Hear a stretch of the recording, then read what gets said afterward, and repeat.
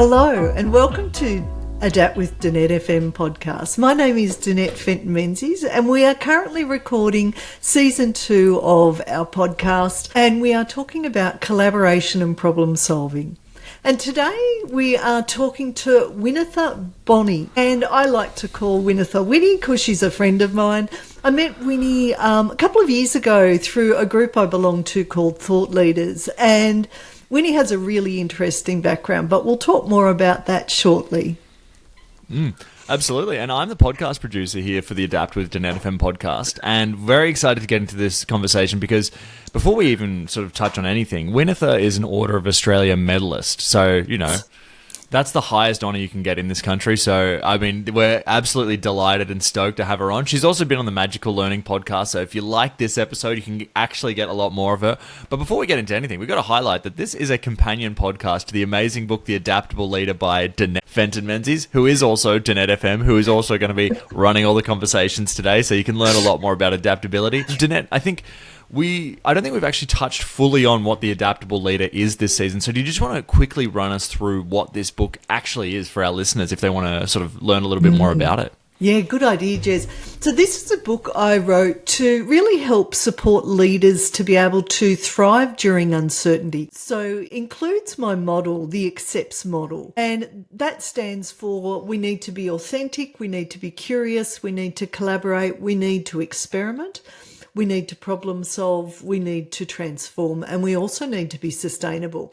So season 2 is really about two of the elements from that accepts model, the collaboration and also the problem solving. And we are having a lot of good discussions with people from different backgrounds about collaboration and or problem solving, depending on their preference in the conversation. Absolutely. And I think today, just talking to Winitha, who's, you know, sort of works really in the diversity and inclusion space, but I haven't actually included either of those words in the episode title because I wanted to highlight one of the key points that she's going to make throughout this conversation that you have with her, which was amazing, but it's about how innovation and collaboration are related to diversity and inclusion. So if you don't really see that collaboration, this is going to be an amazing eye-opening chat. Before we get into the actual conversation you had with Winitha, did you have anything else you wanted to mention, Danette? Yeah, so some of the things that I really liked about this conversation is the importance of diversity and inclusion.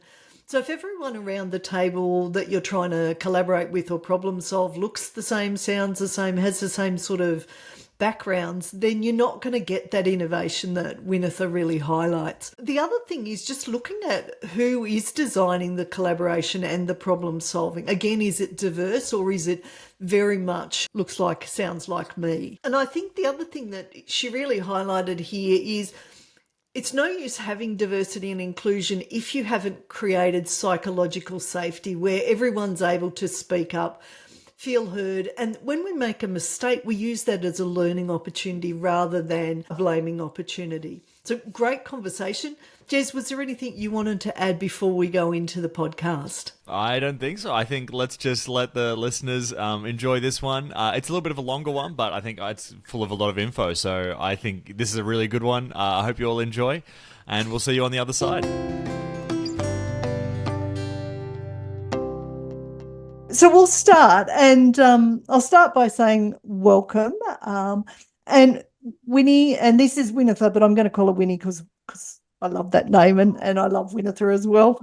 Do you want to introduce yourself and just tell our viewers and listeners a little bit about yourself? Because they won't have seen you through the Adapt with Danette F-M podcast. They may have seen you on the Magical Learning podcast. Yeah. So as you know, my name's Winitha, and I have a real interest in diversity and inclusion. So, I mean, at a fundamental level, that is really about social justice and human rights. And that's some work that I do at the moment. As a person, I am really obsessed with personal transformation and business transformation. As Danielle Leslie said, inner worker makes the business work.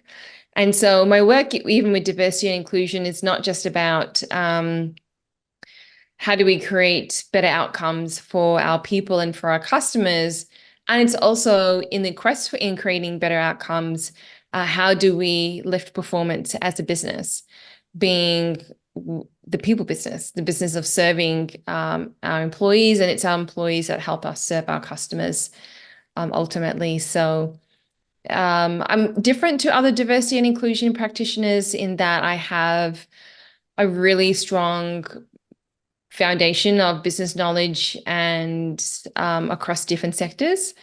And even with some of the DEI practitioners that I've been mentoring, that's the one thing that they've been able to gain from me is understanding the corporate context and understanding how things work, and therefore how does DEI fit within that, and about how ultimately how can we leverage DEI to lift business performance.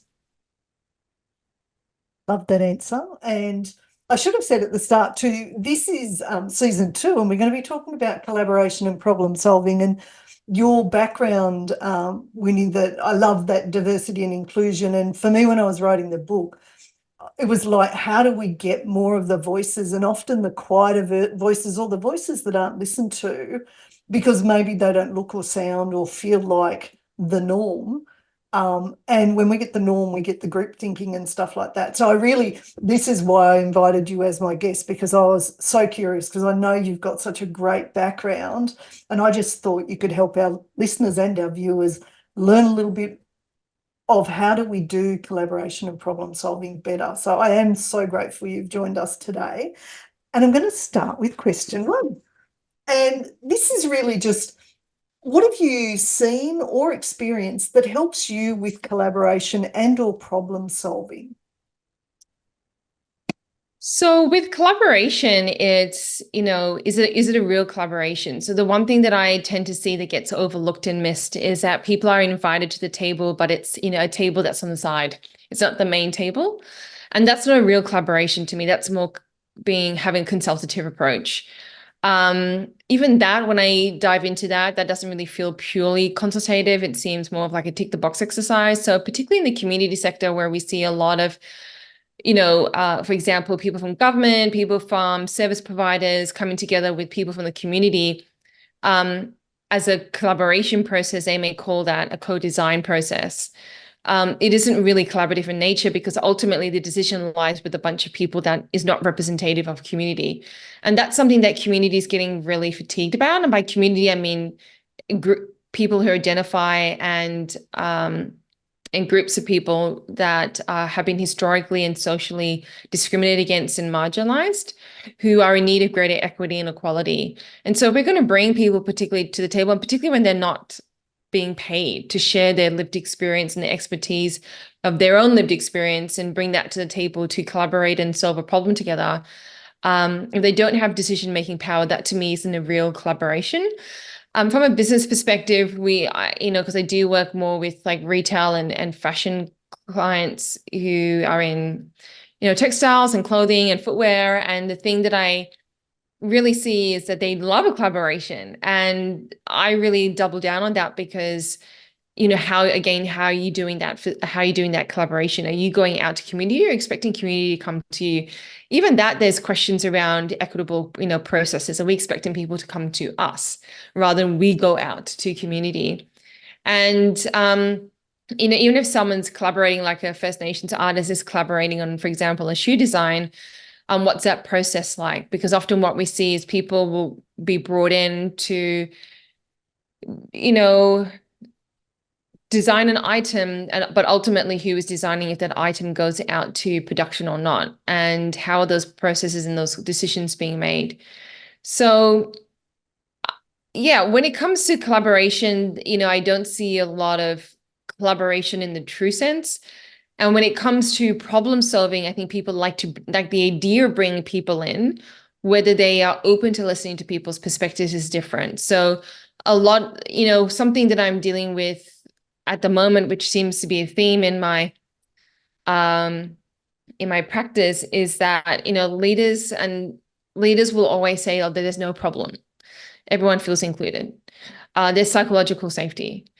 We do have diversity. People do feel the sense of belonging," and that is absolutely untrue. And it's difficult to have that conversation when I don't have data to go to them with. And people pulse surveys and people and culture and engagement and well-being surveys, safety surveys, like do not provide enough information for us to go to the leadership team and say, there is a problem.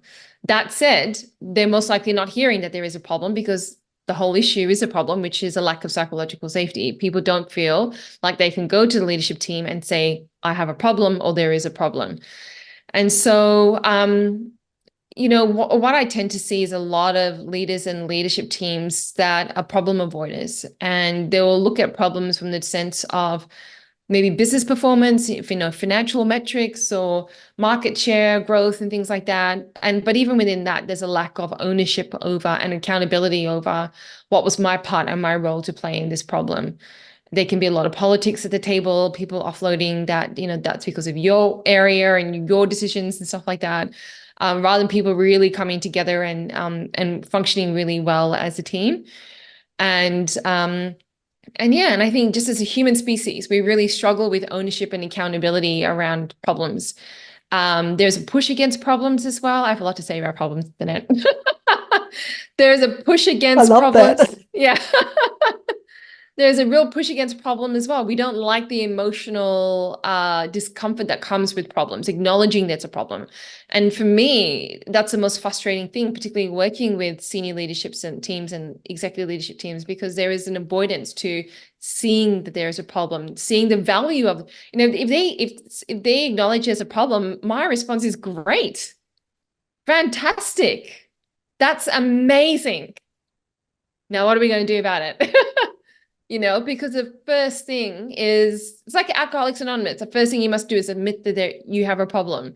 And so when it comes to businesses and leaders, there is a real lack of ownership and accountability over the problems that we currently have, but also not seeing it from oh my God, another fire to put out, but more from the perspective of opportunity. Because when we look at some of the biggest problems like financial crisis, like I remember 2000 and 2008, like some of the most amazing businesses were born out of a moment of crisis, out of a huge financial and economic crisis. That's where some of the best innovations and ideas came from, because people had no other opportunities, no other avenues, and they were forced to think really outside the box. So there's so much value in problems. And I think as a society, as a human race, there's real avoidance around problems. I believe that we are obsessed with comfort. We know that growth happens with discomfort. And at the same time, we are absolutely obsessed with comfort. We can see that with technological advances. We can see that in the modern world. We are removing all the friction from our life. And what we have is a human race that is unable to deal with friction. So that was a lot. Love that answer. And, just that whole, and you're totally right, I see as well, that whole thing about we want to be comfortable, and yet, like I see this with coaching clients where when they're really comfortable, their life is numb. Mm-hmm. Versus when you get into that discomfort, you start to feel alive. It's uncomfortable, and it's like we're working towards something that if we stick with it, we could maybe make a huge difference, and it's an opportunity versus let's avoid this. So, I love this discussion. Yeah. Well, I was rereading Tony Robbins' book. I think he wrote that in the 90s, Awaken the Giant Within. And I want to go back and check this statistic and see where it's at. But back then in the 90s, he was saying that, like the US only has X% of population of the whole world, and yet consumes 50% of the world's cocaine production. And now we've replaced, I don't know if we've replaced, and we know that, we talk about digital devices being digital cocaine. We talk about sugar and the addictiveness of sugar, and sugar is in almost every kind of food. Even I was walking past a pool, and I spotted so many people on their phones, scrolling. And if I go on public transport, I see people scrolling like nonstop. And so we have a real discomfort with discomfort, and an inability, a lack of individually resilience, I don't know what it is, but a real inability to sit in discomfort and to see the opportunity in it. Love that answer. And I love that book by Tony Robbins too, Changed My World. So my next one is, I'd love for you to share something that you've perhaps experienced where it was either poor collaboration and or problem solving. And what were the impacts of them not doing it in a way that could be really helpful? Yeah. So I could speak to this more broadly without giving any specific examples.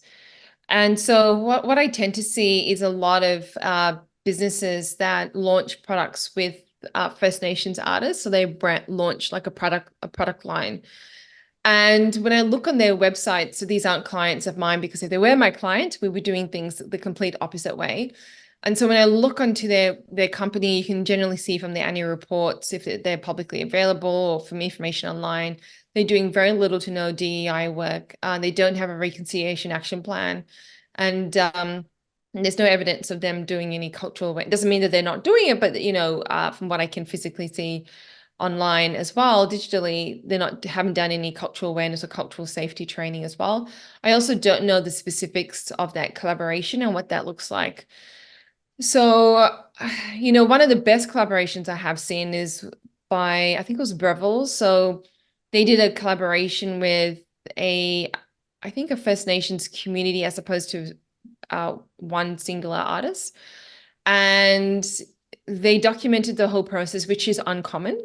So a lot of brands and businesses will do that, which I am kind of two-sided about. One part of me is it's good from the perspective of being very transparent about the creative process. And the other side, it feels very showy. So particularly in the retail product sector, we see a lot of businesses that love shiny, beautiful videos of look at us and look on what we've done. So on one side, it's very transparent about the process. We can see that visually. We can see the artist. We can acknowledge the artist. And it's really cool part of storytelling. At the same time, it does feel a little bit tokenistic and performative as well. So with this company, the thing that I liked about them that they did differently is they had financial data on the collaboration. So the profits, I might be getting this wrong, and my brain is telling me, which could be wrong, that all the profits, so when you deduct all the expenses, all the profits were donated to a First Nations organization, and which is also not uncommon sometimes, although we do see a lot of the profits going back to the business. And if not, then I hope that maybe there is a licensing deal in place. Whereas this organization, this business, they had the financial data available in terms of revenue, in terms of expenses, in terms of money that was being donated and that was being updated. So it was full transparency, not just about the creative process, but also in terms of dollars and where were those dollars going to. And that's a really big step that people miss in the collaboration process. Because in those processes, not only are you collaborating with an artist or with the community, you're collaborating with communities, right? So people that are interested in those products, even for me, when I looked at those products, I went online to have a look. There are things that I want that I may not necessarily be at the table, and how, when you have millions and millions of customers, like how can that be possible for their voice to shine through? But there are some things that we know, like customers value transparency, customers want honesty, customers want to know where their dollars are going. They want to read that. They want to know about that. And so that's probably one of the best collaborations that I saw. And the problem that they were solving was around, even from a product-based, I can't speak on behalf of them, but from my perception, it's, these are everyday appliances that are in people's house, and it's storytelling. And it also keeps First Nations as front of mind. So every time you use the kettle, and it's got artwork, Indigenous artwork on it. It is a constant reminder. It's keeping that front of mind. It's a conversation starter. And importantly, it's building skills with community, and also giving back to community as well. So that's one collaboration that I saw that was done really, really well. Another one is out of the UK, and it's still pretty early days, but it's called The Outsider's Perspective. And there's a couple of global luxury brands that have come on board to provide job placements for Black, Indigenous people of color to work in the business of fashion. So what we've seen is a lot of people work as a designer, as a creative, as an artist, not so much working in these companies. So in these companies, there's a huge gap, a huge diversity gap around who's making decisions over what we put on our bodies. And so this is a collaboration between these brands and a designer and community around, there's an accelerator program, and then there's paid internships as well. So people are put into jobs for a period of time so they get experience, skills, and hopefully maybe a job offer as well. And that's specifically solving that problem of a lack of diversity within these global luxury brands, of which BIPOC folk are very large consumers. Two great examples, and I remember seeing that Breville partnership. So, and it stood out to me, and I love. Yeah, I didn't think of it at the time, but even just watching As Your Kettle Boils and seeing that reminder is just, I love it. It makes it part of the daily life, and just starting to make those connections. So thank you. So my next question is, based on your experience, what tips do you have for others, including young people, around developing your problem-solving and collaboration skills? And the reason we included young people was, one, Jez suggested it as part of it, but also there'll be a lot of people that are starting out in their careers. And obviously these are skills that if you get good at, you can have a huge impact in the workplace. So I'm curious, any tips you've got to share? So when I look at skills of the future, problem solving, creativity are always in the top, and they have been trending at the top, and particularly when we see technological advances with, AI and other innovations, there is more and greater emphasis on the human brain and its ability to solve problems with a sense of creativity and empathy and emotional intelligence as well. Whether AI can mimic that, I don't know. I saw something on LinkedIn today and which kind of scared me, but anyway, that's a conversation for another day. When it comes to young folk, I think, I think with every generation, there's a different set of problems. And so on one hand, we have greater, for example, awareness around mental health, and yet young people is suffering, I would say, greater levels of mental health challenges than maybe my generation. And so the ability, the economy goes up and down. Housing affordability, life affordability is another challenge. The ability to solve problems, if I bring it back to a fundamental level, it's that life is hard. Life is extremely hard and difficult, and it was never promised to be easy. There will always be problems thrown your way. And so your ability to solve problems rather than be broken by your problems, is absolute key. According to the Gallup Strength Finder test, my number one skill is actually problem solving, and which I'm very proud of. And that was born out of necessity of, how do I get myself out of the situation? So rather than be consumed by self-pity and depression, anxiety, and brokenness, it was, how do I get myself out of this situation? How do I create a better life for myself? How can I create an even better life for myself? How can I be a better role model to my nephew? How can I give back to my community? How can I change the world on a global level? And so the ability to problem solve is really key, because a lot of the times, like you said, we often look for different things, places and situations and people to numb us from feeling that discomfort, when the real long-term opportunity to remove discomfort from our life is actually solving that problem. Avoiding the problem is not going to make it go away, or it will actually make it worse. And I think particularly for young people, with the world tracking as fast as it is, and we also don't know, because I'm sure my generation before me said the same thing about my generation. And so all I know is that the world is getting more complex. And so our ability to solve problems, to also survive and give back into the world, is really key. Particularly when it comes to young women, I get very concerned about, a lack of body positivity on social media and how that impacts them. These are all situations that we can consciously and unconsciously find ourselves in. And so the ability to recognize that, see it as a problem, and in terms of the lack of body positivity and the impact that it's having on us, and being able to diagnose it and then solve it for ourselves, to liberate ourselves, I think is really, really key. The world is also burning, as you know, and there are many problems in the world. And I really believe our next generation is the answer to that.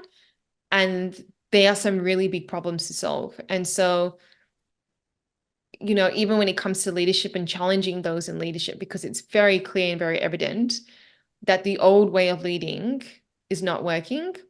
One of the core reasons is because the same kind of people keep leading. And so we really need our young people to really challenge the status quo, to break the status quo, and to redefine and recreate a new way of leading, and to put different people in those leadership positions as well. So there are really some really massive problems in order to maintain peace and harmony and environmental sustainability and inclusion in the world.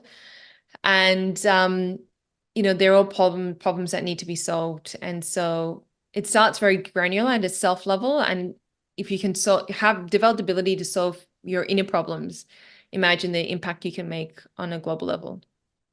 Love that answer. And I really like that, because it does start with our internal work. Because if we can't master ourselves, it's really difficult to then have huge impacts, because those voices in your head, the self-doubt, etc., can really play out and keep people small when, every single one of us, from my perspective, have some amazing gifts, but not everyone gets to show them. And sometimes people opt out before they're even asked, if they're asked. Yeah. So I love that. Now, I'd love for your favourite example of whether it's problem solving and or collaboration, and why it's your favourite example. And it could be the Breville one you talked about before, but you might have something else that doesn't have to be a big one. But I'm just curious, what's your favourite one? So my favorite one is the story of Madam C.J. Walker. So Madam C.J. Walker, there's a documentary now available in her life. And well before that documentary came out, many, many years ago, I was looking for stories of inspirational Black, Indigenous, or people of color, women of color, that experienced hardship in life and overcame that. And I was looking for inspiration for myself. And because I can't find, even till today, it's very difficult to uncover those stories, because the same the same archetype of what is successful and who is that person that overcomes problems and challenges is the same archetype of a person. And so you have to go digging. And so that's what I did. And so I didn't want to look at today. I wanted to look like 100 years ago, 200 years ago, when things were a lot more difficult back then, when colonialization was really at its peak. And I found this story of Madam C.J. Walker, who was I believe at the time she was a single mother, and she was a Black woman in the US in the 1800s. So in inclusion, we talk about the double ceiling or even the triple ceiling. So she was a woman, and she was also a Black woman.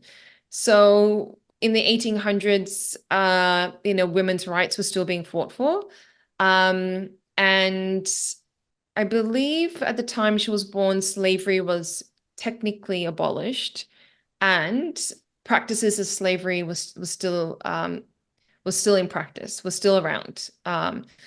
Lynching was happening. A lot of really huge atrocities were happening in the US, in Australia, and all around the world, even though the British Empire had technically said slavery is not okay. So she was born into that time when that move for civil rights hadn't yet started. I believe she was born in like 1860 or 1864, sometime around there. I think just as slavery had just gotten abolished. And she was a woman. So she was someone that experienced a huge amount of adversity in her life. When we look at it in the context of today, even though today we still have a long way to go, being a Black woman living in the US in the 1800s. She was, I believe, a single mother at the time, wanting to put food on the table. And so the problem that she had was, with textured hair, you cannot use the same products and utensils as, for example, Anglo-Saxon hair or Asian hair, which is different, has a different texture. And so she created a range of products. I think she was exposed to some products that were around being used in community. And she started to solve her own problem of, I need to put food on the table, and I need products that are specific for me and my hair texture. And in doing so, in solving a problem for herself, she ended up solving a problem for hundreds of other Black women. Not only her business, she was the first self-made millionaire in the US was not a white woman. It was a Black woman. It was Madam C.J. Walker. And I love that. I love that the first self-made woman was not a white woman. It was a Black woman who had double the amount of atrocities and maybe triple the amount of atrocities and barriers and lack of equity and access to even funding and to basic human rights than a white woman. And she managed to become she worked hard and to become a millionaire.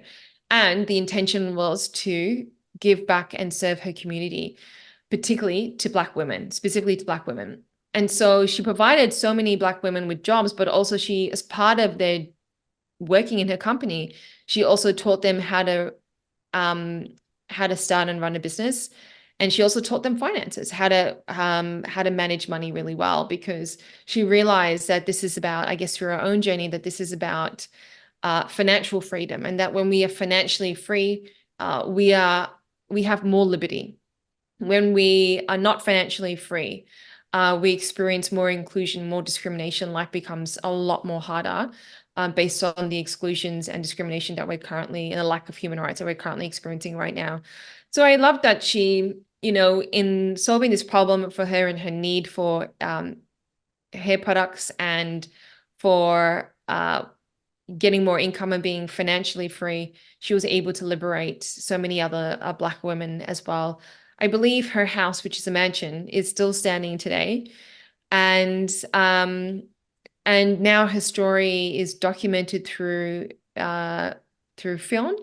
And most of it is true. And it's a wonderful, very inspirational movie to watch. I love that. And I had heard her story before, and I loved how you've just told it. And, to your point that it's still not equitable, I remember on International Women's Day, I read an article that venture capitalists provide about 2% funding to women, and primarily that's to white women.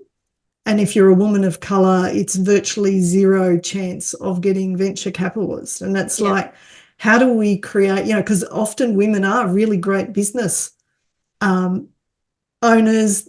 They often work with community and those around them because they want to support not just themselves, but many others. So what a great inspirational share there. Thank you so much, and a great reminder. I'm going to watch the movie because I haven't watched that. I just read about her. So thank you. So we've come to our final question, and is there anything else you'd like to share that would help people around building their collaboration and or problem-solving skills? And is there any resources that you think might be helpful for people, including you might have some resources on your website? Yeah. So I do like to publish, articles and small thought pieces on LinkedIn. So that's probably the best place to have a bit of a look around and a bit of a read. The work that I'm really interested in is by Michael, I think his name is Michael Easter. So he wrote this book called The Comfort Crisis. And even if you just simply listen to some of his podcast, I mean, it's very, very, it makes a lot of sense about what's going on right now. And so I feel like, the two biggest problems of problem solving is the lack of awareness about what is a problem. Even at a global level, we're seeing that because we have social media, we're able to see a little bit about what's going on in the world. And what people don't realize is that this is not new. It's been going on for a long time. Ukraine, Palestine, been going on for a long time. Congo, even my ancestral home, Sri Lanka. Like, a lot of people don't know a lot of what's actually going on in the world. I love Sophie, who we both know, and she's we talk a lot because Sophie has had international experience and has lived in other countries. And so I feel like she's someone that gets it and understands it. And I feel like in Australia, not a lot of people have traveled maybe to Vietnam or Cambodia or Thailand or Taiwan or Philippines or Bali, Malaysia, Singapore, maybe even China. And they haven't really traveled and gone and seen the world. So there's a real lack of awareness about globally what are some of the problems that exist in the world. Even the other day, I had a family member buy, one of those jumbo packs of like potato chips where it's got like lots of little packets, mainly like for you. I guess anyone can use it, but people tend to kind of use it for kids' lunches, put it. And they bought this gigantic pack that had like 20 mini packets. And I looked at it and I'm like, that's a lot of foil. That's a lot of foil. Totally. And I'm like, I don't know if that's recyclable. And that is because I am aware of this massive problem that we have around global warming and climate change and just, how much the world is suffering. I took my nephew on a walk the other day with my dog Bubbles, and we did a 15-minute walk, and I was looking and I was like, look, there's a cigarette butt. There's a cigarette butt there because we live close to the beach. Well, I live close to the beach. And so I am very protective of the ocean, being an island gal as well. And I hate seeing cigarette butts because I'm like, I know where that ends up in. There's a place in Sri Lanka where they have, enormous sea turtles. And they have a sea turtle in a tank that's floating. And the reason why it's floating is because it's filled with plastic. So if a sea turtle is floating, it's going to die So because it's sad. consuming plastic. Mm. And so for me, like not to get to sort of, all down and negative, these are opportunities for us to solve. And what I would like to see is businesses built around solving global problems for everyone that benefits everyone, not creating and contributing to that problem. So for example, I would love to start a fashion line. I would love to start a streetwear line. And the thing that's holding me back is the world doesn't need more clothing. Now, I would love to do that. And I think that would be super fun, maybe stressful, super fun. And it's a dream of mine. And the world doesn't need more clothing ending up in land piles in Ghana and in South America that you can see from a satellite Yeah. out in outer space. Yeah. Well, I would love to see what you would create. And I'm thinking of a bookstore in Melbourne where it's run by two young students, I think they are. They're from overseas, and I can't tell you exactly what country, but they wrap their stuff in recyclable paper. So when it comes to, rather than being in a plastic bag, it's in something that you can recycle. And I love it. And I love getting their emails because they're supporting people from overseas, people of colour, to highlight their books rather than mainstream, which is often white. I'm thinking with your clothing, could it then be used, as maybe carry bags eventually or something like that, so it continues to add value and be used in different forms? Yeah. There's so many things. It's all complicated. Like the more that I dig into it, for example, even when you recycle clothing, the fibers end up and the dyes and the chemicals end up in the waterways. And that is actually affecting hormones and fertility. And I know this to be true. That's a contributor. There are probably many contributors because now people in their 30s are doing IVF. Huge numbers. Yes. And so that's one. We live in a very fast fashion world. We're depleting the world of resources.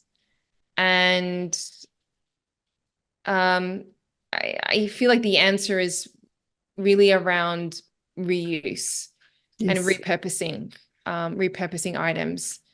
So there was this one company, I think it's Homey, that had a collection of items that they didn't sell. So they, in retail fashion world, they call it dead stock.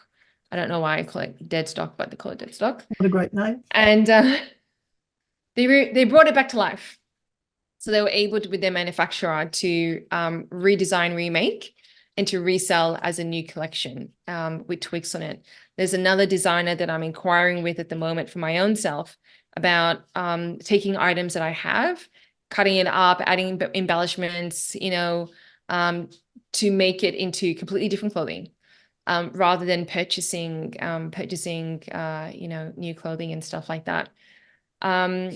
Yeah, so there's many problems in the world that can be solved, and the art is going to be in who we collaborate with. I really believe the answers for the future of the world lie particularly with Indigenous folk, and in terms of caring for country, caring for the earth, caring for people as well, and to help redefine leadership too.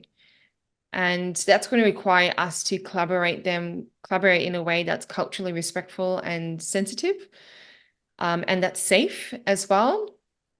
And I think it also, I really believe that it really starts with awareness that there are problems, awareness that those problems can be solved, and awareness about who can we collaborate with to solve those problems effectively. And in terms of collaboration, it's about doing things in a very non-egocentric way. So even in my work with community and even with B Corps and purpose over profit businesses, there's still a lot of ego that comes at the table. Look at me, I'm saving the world. Look at me and look at all the good that I've done. There's one leader of a particular charity organization who I have complete disgust for because of their behavior. Yeah. And the reason why the board doesn't remove that person is because of their celebrity-like status, and therefore their ability to draw in funds and donations, because they're scared about if this person leaves the organization, which they should, because of sexual harassment and so forth. Oh. They are fearful of this charitable organization, the people that we help will collapse. So they're putting it under the rug. And that is a board that is responsible for governance. I had a very similar situation with my last job, the CEO position, where I was being sexually harassed. Wow. When I was a general manager by the CEO, and the board ignored that problem.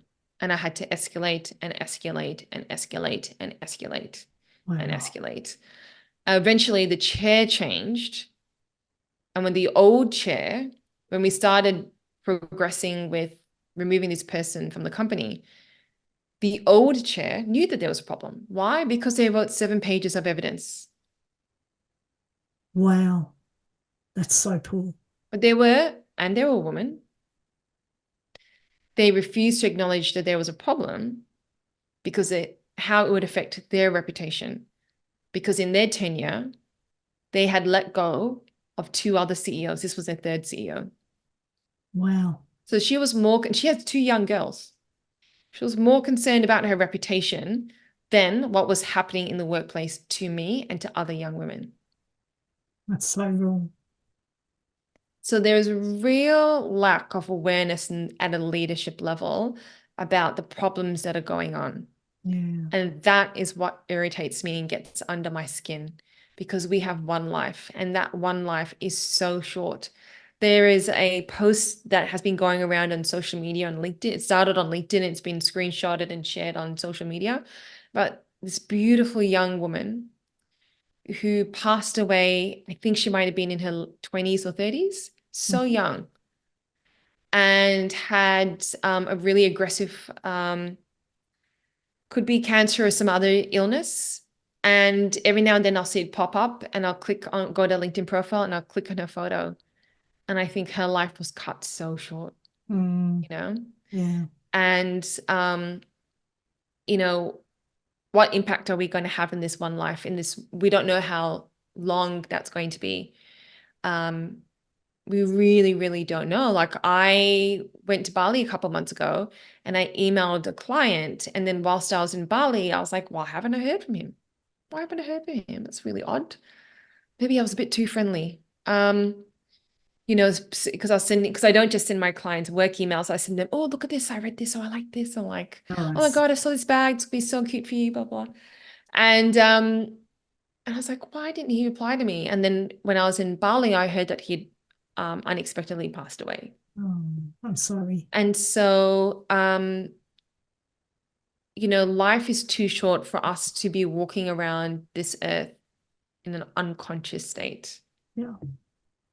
And every time we spend our time engaged in numbing activities to an excessive degree, not saying those things are bad, but to an excessive, almost addictive degree, to addictive meaning specifically to numb ourselves from feeling and thinking, that is a problem. Yeah, And that is totally. the first problem that needs to be solved, is Yeah. a lack of consciousness and awareness. Yeah. Oh, I love that. I love our discussion. Wow. Oh.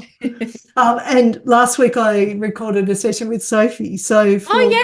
listeners and viewers, it was Sophie Krantz we were talking about Yeah. earlier, and you'll hear her as well on this podcast. So Winnie, that's been such a great conversation, and I so appreciate it. I'd love to get you back on my next season as well and just continue the conversation, because I love your perspectives, I love your viewpoint, and I totally agree that the numbing, the unawareness, if we want to create a beautiful life, create a beautiful world, we all need to get more conscious, get more aware, and work with others and get uncomfortable in those problems to actually work towards fixing them. So it's been an absolute pleasure having you, and an honour having you on today's session. Thank you so much. We will share all your details in the information where the podcast and also the video of the podcast are sent out. Is there anything else you wanted to finish up with before we finish? Yeah, and that is, thank you so much for having me and having the opportunity to share a little bit about what I've been thinking and reflecting on with your listeners. Nice. And thank you. I want to acknowledge you for your wonderful, such a kindness about you, and your, such a gentleness for you that, for others, that you have this unique ability to like hold space for others and to support them and champion them. And I want to acknowledge you in that as well. And because there are not many people like you, like in Danette, in the world. So thank you for being such a beautiful presence in my life, and for the opportunity to collaborate with you and share. Alrighty. Well, Danette, that was a great conversation. So good to talk to Winitha again, and as someone who edited the podcast, great to see her again. Yes. I guess before we now every week we have a listener question, but before we get into that, I mean, we've got to have some thoughts on the conversation you just had with Winitha. So, did you have anything you kind of wanted to talk to the listeners about? Yeah, couple of points. So the first one was, who are you inviting to the table, and are they at the main table or perhaps a side table? Which means we're not really picking up those voices. I also like that if we want to create psychological safety, as leaders need to admit that we don't have all the answers. We need to make it safe for others to ask those questions. And I really liked her Madam C.J. Walker story about creating better stories and more diverse stories in order to be able to collaborate and problem solve. So they were my key takeaways, Jess. Yeah, I mean, one for me was definitely how Winitha was talking about how we've built a system that can't really handle stress, which is obviously not super sustainable. And I thought that was a really good point. And I think also the first thing to sort of changing, and also, again, sort of included in this diversity and inclusion, is really about innovation and collaboration and understanding different people, understanding where they're coming from. And so you get a broader spectrum of sort of understanding how you can sell to people and also what needs are met. One of the things that Winitha says is, like you were talking about before we got into the conversation, you have to admit that there's a problem. If you're right, if you're looking around and everyone's looking the same, well, you're only going to be able to see problems that are affected those people around the table. So, yes. A lot of other people are dealing with a lot of other problems that you're going to be totally blind to, or opportunities that you'll be blind to as well. Yes. So I definitely thought that was what a great conversation, you know? It was fabulous. So now let's talk about the listener question for today. Yes. So this one's from Jenna. Now, everybody, I'm going to try a new feature. So obviously you might notice the audio quality is a little higher. We're recording this on Riverside, which is a sort of new podcasting thing. And I recommend it for a lot of people. I know a lot of people are starting to use this. But I'm going to try the teleprompter feature, which I've never tried before. Ooh. So hopefully this works. We're innovating, Jez. We're innovating. So this question is from Jenna. And here's Jenna's question for you, Danette. Says, I'm gearing up to be a first-time manager, which is something I've been wanting for ages and have finally gotten the opportunity. I'll be overseeing 2 people, a junior and a mid-level, and I'm very, very concerned with making sure I do this right. I've had pretty bad managers throughout my career, the types of people who saw the position as a level up for themselves versus a chance to help and nurture someone's career. And then they put in brackets, I work in an industry that's a real boys' club, close brackets. I care quite a bit about helping to grow talent. So I'm wondering what qualities or even processes have the best managers used with you? Any insight is helpful. Thank you. I love that. And I would say for Jenna, first of all, one thing she could do straight up is reflect on the good and the bad managers she's had and what the differences were between them. I definitely encourage her to be curious, because through curiosity, she's going to be able to create that psychological safety for the team members so that they will feel safer sharing their ideas with her as well. And when they bring diversity of thoughts, ideas, innovation, etc. to the team, not only to thank them for it, but actually to celebrate it as well, so that she's encouraging them to bring their strengths and their diversity of talent into the team. I'd also be keen for her to chat to them about what are their ways or their thoughts about how we could collaborate and grow a stronger team, and particularly what do they think their particular strengths are. One of the things I love is, when we notice people's strengths, we can utilise them. That makes a person feel better at work. They bring more of themselves. So I'd encourage that as well. And I think one of the things that Winitha talked about, which is really, really important, is being transparent. So again, if she's not sure, Jenna should be saying, hey, team, I'm not sure about this. Anyone got any ideas on how we move forward on this? And again, then recognising those and celebrating the contributions of the other team members. 100%. And Jenna, thank you for sending that one in. I just want to echo what Danette said. And I also think that the fact that you're even considering this question is already a great sign, totally. Because a bad manager probably wouldn't see this as something that they need to be concerned with. Yes. So I think it's already a great sign.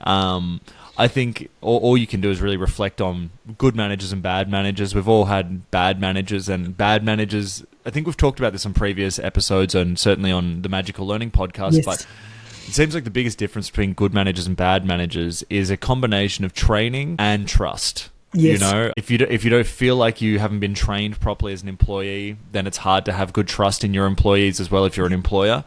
And at the same time, if you're an employee and someone's sort of always on your back and doesn't trust you, you can feel so restricted, and it can feel quite confining. You're never going to do your best work where you're constantly wondering, you can't make mistakes because someone's watching and ready to critique. So I think, Jenna, it looks like you're going to be doing pretty well. I think obviously you're going to make mistakes, but everyone does, and it's just about how you can get back from that. And as long as you've got good intentions, I think you'll be doing pretty well.